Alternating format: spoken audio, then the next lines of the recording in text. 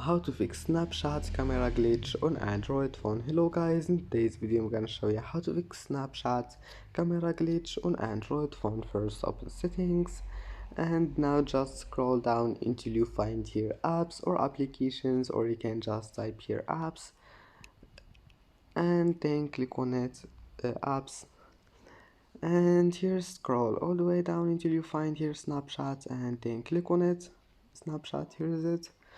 And first you need to do is to click storage and then click clear cache and click force stop here, and now go to permissions and camera. Maybe you will find it like that. Just click on it and click allow, and that's it. After that just go back and try again, and if that doesn't fix your problem, now just restart your phone and try again and your problem will be fixed. Just close all the applications in background and clean some space, and that's it for today's video. Don't forget like and see you in the next video.